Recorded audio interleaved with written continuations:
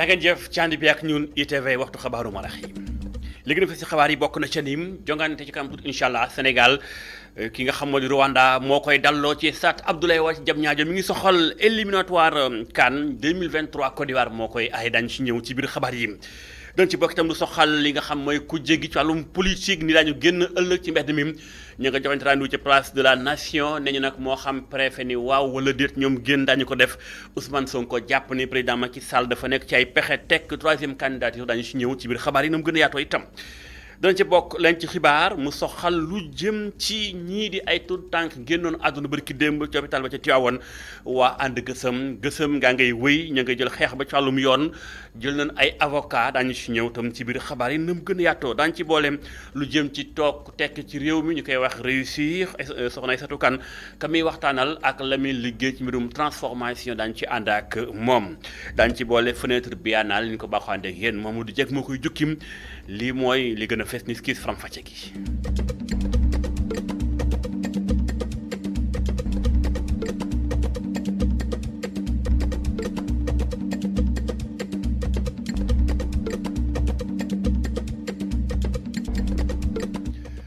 jangeen jëf ci ànd bi ak ñun ITV faram-fàcce xabaaru marax yi ñu koy tàmbalee ci mbirum sport ci kam tuuti incha allah daanaka toll ci fukki minute ak nangam ci stade Me Abdoulaye Wade ca Diamniadio Rwanda moo fay dalloo Sénégal ci biir Sénégal gi match aller la kon jëm ci qualification CAN 2023 Côte d'Ivoire moo koy dalloo jàppale ni kon jongante bu njëkk ba woon fii Sénégal moo jëloon ndam li ci kanamu beneen ñetti bal ci benn nekk ca kanam daañu ci ñëw incha allah suñu équipe ña nga fam ca itam dana am équipe bu koy def débrief di ko tas di ko jàngat fii ci TV ni ñu ko tàmbale woon sàng waaye itam bu jongante bi jeexee xabaar yi wëy ak mbirum kujje gi ëllëg juróom-ñetti fan ci weer wii di yemook àllarbam kujje gi woote am ndaje ci place de la nation wala place de l'Obélisque lu mu ci manti doon ñoom nee ñu dañoo gis ni daal lii raam ca ñàkk bala jëm génn ñaqarlu ko ñaawlu ko lu mënta ñàkk lam ñoom nag nee ñu moo xam préfet ni waaw wala mu ni déet jàng daañu ko defu ni seen naxaru xol ndaje man ci woote woon yaatu woon lool Pape Ibrahima Ndiaye fekkee na ko reportage. ñoom ñëpp kenn desul ñu ànd ci teewaayu ndaw ñi ngir nag def li nga xam ne mooy mobilisation bi. 200 000 personnes yu ñu soxla na jugee Ndakaaru le reste ça viendra des autres régions du pays. ci Khalifa Sall ba ci ndaw ñi jaar ci Ousmane Sonko Abass Fall Aïda Mbodj kàddu gi daanaka benn la manifester ngir wax déet manifester ngir fësal ne démocratie Sénégal dafa sooxe bu ñu sukkandikoo ci seeni kàddu. may wax waa Ndakaaru yi ne waru leen des ginnaaw hier des gens ont quitté l'Italie la France l'Afrique jël avion uniquement pour ñëw participer ci marche bi nga xam ni manifestation bi nga xam ni moom la ñu war a def. waaye manifestation bi nag ñu bokk ci coalition Yewwi Askan Wi luñ ci séntu mooy jàmm ak salaam waaye joxe information bu bari dinañ ci wax lu bari ci li nga xam ne moo jëm ci wàllum conseil constitutionnel. magistrat yi laa bëgg a waxal delloo seen xel du ngeen yàlla du ngeen yonent ay nit kese ngeen mënuñu saa yu Sénégal nekkee ci guuta benn magistrat lay doon bu dee procureur benn magistrat lay doon bu dee doyen des juges wala groupe magistrat lay doon bu dee conseil constitutionnel wala cour suprême boo leen dajalewoon ñoom ñëpp matuñu fukk. place de la nation ñëpp nar koo bàyyi xel ndax nag ñi nga xam ne ñoo bokk ci coalition Yewwi Askan Wi bëgg nañ fa daje ngir amal li nga xam ne mooy seen manifestation waaye ñoom sax ñu jàpp ne Ndakaaru rek moo fës waaye lu ñu woote Sénégal gi yëpp la yitteel. avec ou sans autorisation dañuy dem. Pape Ibrahima Ndiaye jaajëf Ousmane Sonko moom jàpp ni ak lu mën di xew lii di mbirum troisième candidature du président Macky Sall ci la mbir mi aju ëllëg mu jàpp ni bu jàllee wala mu ñàkk a jàll ci la président Sall bëgg a samp ngir jéem a laaj troisième candidature kàddoom ma ngay faram-fàccee. Macky Sall la muy door tey mooy projet troisième candidature man du ma wax troisième mandat parce que il faut que ñuy def différence entre ñaari bu ñu dugal ci boppam ni mun na am troisième mandat mënu koo am. bu defoon ay pexeem ba ne valide nañ candidature am it mënul am 3e mandat fii Sénégal loolu dafa war a leer ci bopp ñëpp kon nañuy wax 3e candidature fi mu ne nii li mu door mooy projet 3.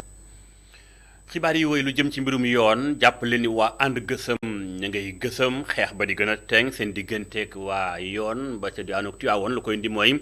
dafa am hôpital ba fa nekk ba lu toll ci fukki xale ak benn ñàkkoon seen bakkan ñu teg ca loxo fi ñu toll ni benn sage-femme ak benn aide infirmière ñu jàpp nag ni loolee dëppool ak yoon ñu nag dañu jël avocat fi ne kon jëlagu na ñeenti avocat yu taxaw jàkkaarloog dossier bi waaye itam nañu tabaxaatum hôpital ba ca diwaan boobee nañu fexe ba buñ ca xañ benn liggéeykat àqam ak yelleefam na lépp tegu ci yoon kenn ci ñoom ma ngay faram-fàcce ñoo ngi ko duppee Papa Ngebel Dieye am na lu mu ca dénk suñu reporter. Pour rétablir la vérité parce que dëgg protocole d'accord bii nga xamante ne mosuñ ko fi signé depuis les indépendances su amee waa ànd gësëm ñoom ñoo nekk ci terrain bi pendant 1 an di xeex ba am li ñu am nii tey. ñun ñoo doon grève ñun la état bi doon waxal parce que ñeneen ñi suñu grève woon ku ñu waxul ne ñu ngi grève sax doo ko xam. li si topp mooy am na ay événements yoo xamante ne xew nañ ci réew mi. gannaaw ñun dañ fee nekkal liggéeykat yi su loolu amee muy ay événements yu malheureux ñun aussi war nañ cee am taxawaay. mooy li xew ci waawoon ñëpp xam nañ ko li xew Louga gis nañu ko li xew Kaolack gis nañu ko moom moo tax dañuy nekk ci ginnaaw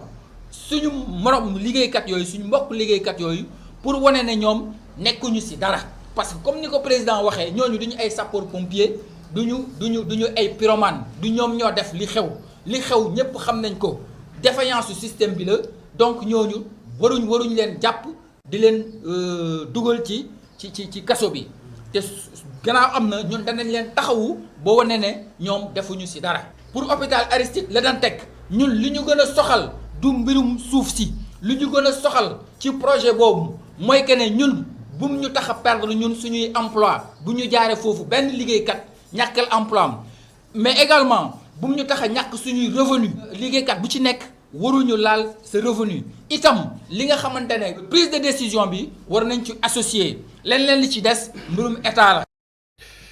ministre bi dénk wàllum gàncax gi ak la ca aju wàllum mbay ñu ngi ci ay pexeem ña nga ca zone des Niayes fii ci li wër Ndakaaru ña nga bëgg mooy fexe bam ñu fay bay mën a am suuf kuñ ciy joxe ñu xam nu la koy joxeek noo ko yore ak la nga yor ñaata la toll. liñ ci bëgg mooy fexe ba gën a mën a aar alam gi waaye itam fexe ba mën a tex gàncax ngir njàmbat mën a jeex xiif daal di fiy jóge ci Sénégal gi moo tax a jóg kilifa gën dénk wàllu guni mel ñu ko duppee Pape Malick Ndaw ca ministère bi dénk wàllu mbay mi la mu dénk Babacar Seck ñu teewlu ko. Paysan déjà gis nañ lu rafet lu muy def ci ñaay bi ñi ngi sax xalaat naka lañ mën a ñaanaatee ñu am prolongation wala ñu am 2e phase tellement résultat yi ñu amagum dafa am solo ci wàllu mbayum ndër mi ci wàllu sensibilisation producteurs wàllu jàppale bi ak accompagner producteurs yi ci ñaay bi loolu moo tax ñi ngi rafet lu baax teewaayu maire yi nga xam ne ñi ngi toog fi ak ñun bokk ci liggéey bi te xam ne lii seen cër la fu ñuy waxee plan d'occupation et d'affectation du sol mënuñ cee génn collectivité territoriale ñoom sax ñoo ko moom seen cër la mën nañu wax ne seen cër la parce que lépp luy joxe suuf fii ci domaine national donc maire lañ ko cëral autorité administrative yi di leen ci encadrer di leen ci conseiller di leen ci jàppale mais aussi ñi ngi rafetlu aussi teewaayu ministère environnement développement durable notamment suñu naataangoo yu nekk eaux et forêts ñoom te képp xam ne plan d'occupation d'affectation du sol dafa bokk aussi si fànn bi nga xam ne suñu gérewul suuf si ak changement climatique yi am dana am ay problème parce que ñëpp gis nañ ne suuf si tuuti boo xam ne ñi ko soxla bari nañ suñ ci dugal suñ loxo seet nuñ koy organiser jaxasoo yi dana bari xëccoo bi dana bari. ngir wañ ab jaxasoo bu bari am Sénégal lépp amuk xam-xam di ko doxal faaw suñu élèves yi gën a fonk lu ñu duppee matière scientifique yi mooy tax nga mën a nekk ingénieur mooy tax nga mën a doon ab médecin ñu gis ni Sénégal fii nag dañ ko xaw a tàmbalee bàyyi lu bari mi ngi wàññeeku ci wàllu guddi mel moo tax boo demee ci Sangalkam toll ci juróom-benni téeméer rek nangam ci ay élèves lan fexe ban dugg ci yooyu concours yoo xam te ne bi dañ ko organiser ci teewaayu kàngami ca gox waaye nag li ñu bëgg mooy fexe ba njàng amul dal ndax loo teg ci ay projet ci fekk na njàng mi amuluk dal saa suy ndox day war di am mën naa indi ëllëg ay gàllankoor ci xam-xamu xale yi ñu xuus ànd ci ak Faram Faj Babacar Seck. fexe ba fësal la njàngalum science ak it ni ñu koy defee ñoŋ inspection de l'éducation et de la formation bu Sangalkam neexal na ndongo yi fa gën a xarañ jaarale ko ci concours bu mu tuddee saltimat ak salti science. ren mooy 2e édition bi te loolu dafa jël benn processus organisationnel épreuve yi dafa jógee ci CRFPE bi pour un peu montrer suñu neutralité bi et que ñu jébbal ko man dama ko jébbal benn inspecteur boo xam ne muy Baxer Thiam mu jéem a organiser ma loolu yëpp moo doon wax sànq gis ngeen ko ci présidium bi. concours yi ni mel dina tax ndongo yi gën a bëgg matière scientifique yi nga xam ni ñu ngi ko fay bàyyi dem ci littéraire yi. ba tax na nguur gi nag vraiment pour inverser tendance bi il a fallu organiser ay concours yu mel nii à côté de salti math salti science à côté aussi de Miss Math Miss Science pour mën a inverser tendance bi c'est-à-dire élèves yi gën a bëgg lii di science gën a bëgg lii di mathématique gën a bëgg lii di SVT bu ko defee vraiment suñu dëkk suñu réew mën a dem kanam. ministre des collectivités bi nga xam ni moom leen bàyyile woon bés bi woon a jàngalekat yi ñu woon ginnaaw grève yi bi ñu xaatimee déggoo ak nguur gi. pour grève yeeg yooyu vraiment ñu bàyyi ko ba ci kanam ay at le secteur va stabiliser parce que xale yi dañu soxla am quantum horaire bu baax am loo xam ni moom lañ leen jàngal pour que ëllëg ñu mën a nekk au rendez-vous maanaam le rendez-vous de l'émergence à l'horizon 2035. téeméer ak juróom-ñaari élèves ci moyen bi primé nañ leen 22 ci élémentaire bi. jaajëf Babacar Seck xabaar yi wéy ñi tamit dañoo taxaw temm ngir bëgg ñu càmbar ak xool mbirum politique Sénégal politique bi damuy doxee naka la ci mbirum xarala yees ci wàllum communication amee solo fii réew mi tollu tey bu ndee xool ñaarem ñu ngi jëfandikoo ay réseaux sociaux ku ci ne yaa ngi ci dugal say kaddu waaye nag mën naa doon paaka ñaari boor gaañ wala mu defar waaye nuñ ci war a mën a defare communication ba ku ne mën caa jot loolu la benn kuréel daal di samp daal di koy itam taxawee muy Madiba Leadership Institute ñoom dañoo woote woon ab jongante am na candidat yi tànnoon ak def ko ay symbole ñu xuus ànd ci ak Faram Fàcceek Mamadou Sy. ñeenti candidat lañu woon di xëccoo benn fauteuil gannaaw buñ doon amal ab simulation élection présidentielle initiative bi nag mu ngi jóge ci Madiba Leadership Institute di ISM benn programme benn temps d'antenne ci ab débat ngir convaincre électeurs yi Mohamed Soumaré jiite parti bi di Front d'action pour le renouveau du Madiba daal di jël ndam li ci ñaareelu édition Agora bu ISM mu doon ab résultat bi nga xam ni jàpp na ni liggéey moo ko may. dama dem ci population bi waxtaan ak ñoom déglu leen wàccee sama bopp ñu laaj leen lan mooy jàngoro yi nga xam ne moom lañ am pour jéem a comprendre et ensuite pour indi ay solutions. La pratique est un élément essentiel de l'éducation il faut que ñu boole ko ci ñoom loolu la ñu def ñoom ñoo ñu permettre tey ñu dund lii. institut bi ci biir événement nag dafa bëggoon may opportunité ndongo yi ñu daal di pratiquer connaissance yi nga xam ni jot nañu ko am résultat bi dal na xel lool. li ñu jàng parce que jàng nekk ci biir classe yi du loolu moo ñu tax a jóg. ñu nekk tamit école de formation yore ay xale yu ñu yor tamit xarañ lool tamit ci digital parce que tey ni ngeen ko gisee lépp li fi jaar ñoom ñoo ko defar. candidat bu jëfandikoo xarala yu yees yi ci marketing politique ci biir élection présidentielle loolee di thématique bu ñu tànn atum ren ji mu doon nag lu am solo contexte bi moo ko waral. thème bi ñu jël du lu ñu tànn nii rek parce que dafa nekk en vogue mais pour montrer aussi importance am dans la communication politique que ça soit au Sénégal en Afrique et partout dans le monde ak li mu mun a régler ko politique boo nañ ko gën a jël en considération xam naa ne sax ñu bàyyi leen ci xel bu baax.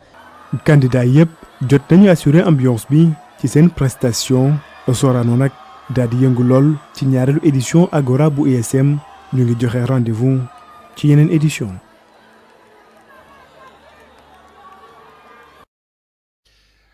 lu jëm ci li nga xam moo soxal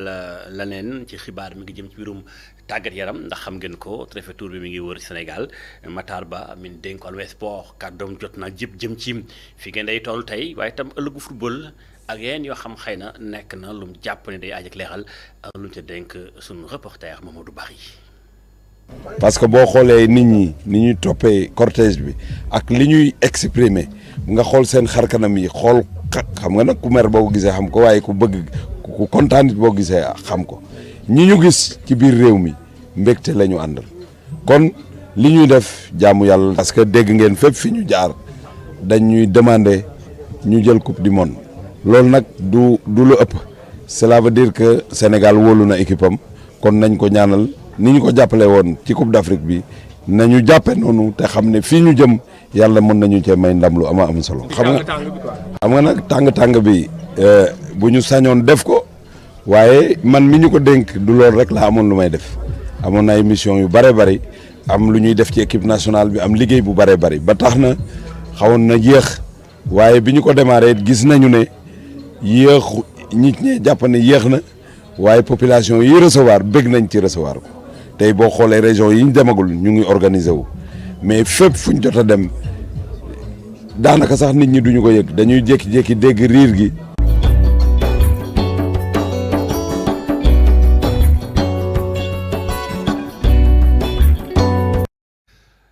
yegg nañ ci pàcc bu ñu jagleel toog tekk ci réew mi soxna Aïssatou Kane demoon seet ay soxna yoo xam ña nga ca Yoof ñoom itam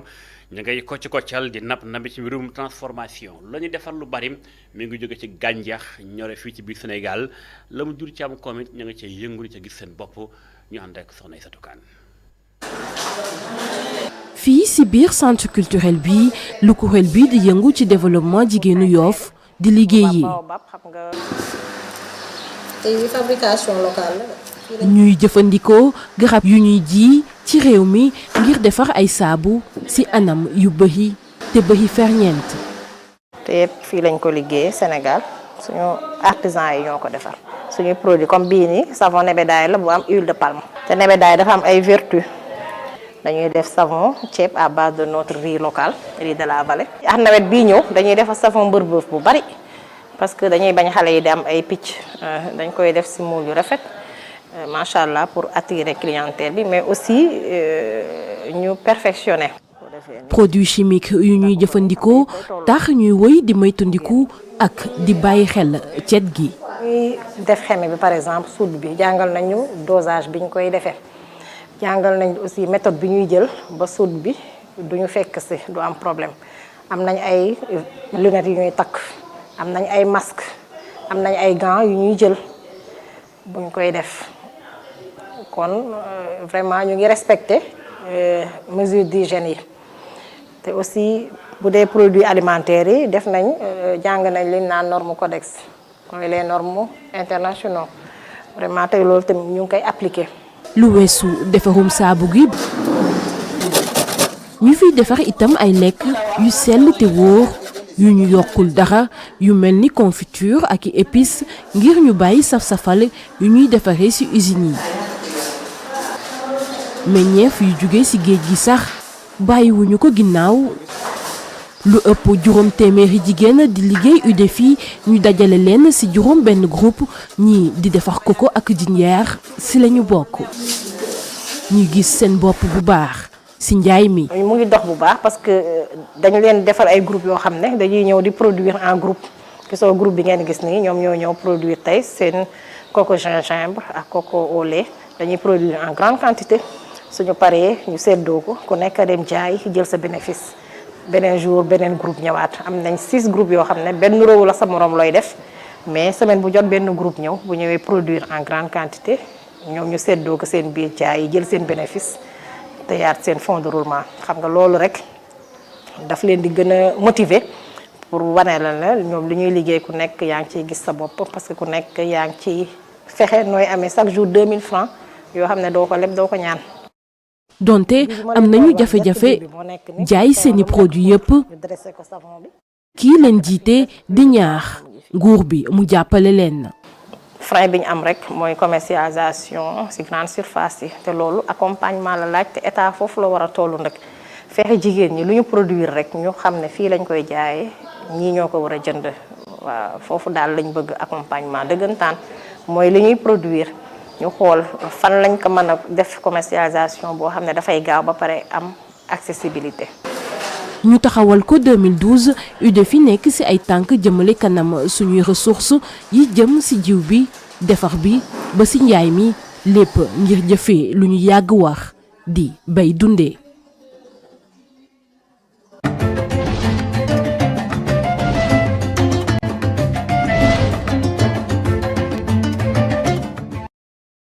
xibaar yi wéy yegg nañ ca pàcc bi ñu jagleel biennale bi mi ngi wéy ci Ndakaaru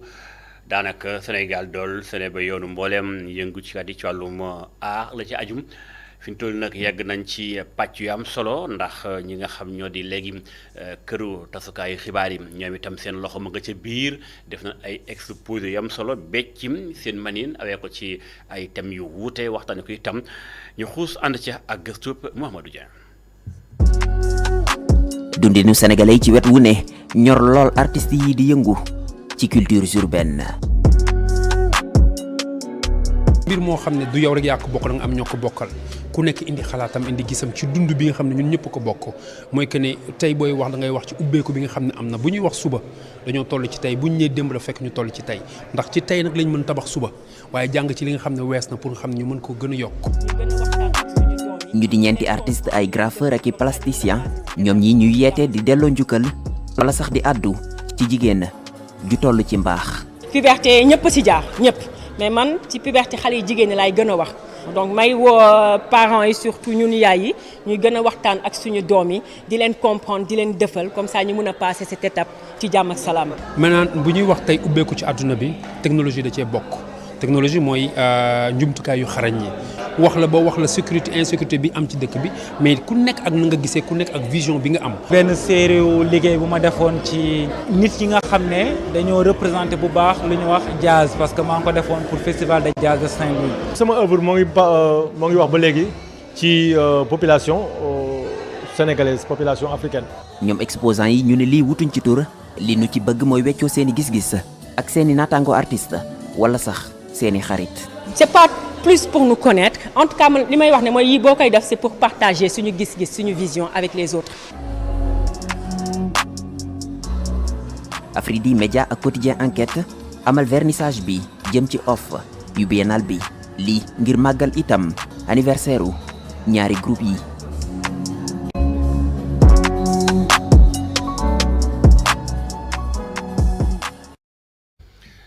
kooku di artiste sax Docta duñ ko bàyyeegul ndax Docta am sax nee na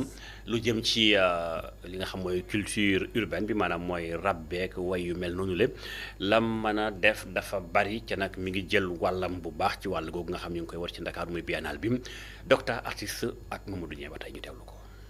du mosuñu dem ci biennale bi mosuñu ko fréquenter mais liggéey ak boole ci culture urbaine ci biennale bi ubbeeku la billet pour biennale bi mais biennale bi sunu mbir la sunu yëf la sénégalais yee ko moom africain yee ko moom parce que mbir mu yaatu la boo xam ne ñëpp dañ ciy gis seen bopp parce que adduna bi yëpp a ciy ñëw donc ñu nit indi ci suñu cër indi ci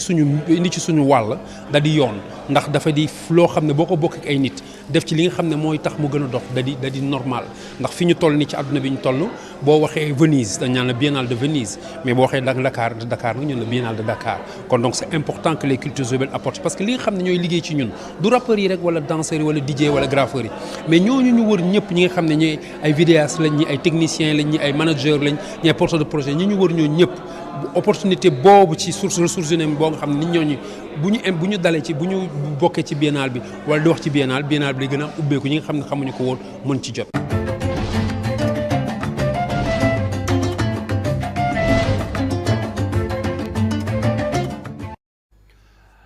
jaajëf Mouhamadou Dieng ma doon topp biennale bu Ndakaaru bi ñu sant leen gërëm leen cànd bi ak ñun ITV lii moo tëj xabaaru marax incha allah ñu bàyyi nag suñuy programme ngeen doxal ba ci kanam daañu toog incha allah 21h45 na woon fa woon filam ak dundu gee carburant bi ni mu yokkoo ci biir Sénégal jaa ngeen jëf.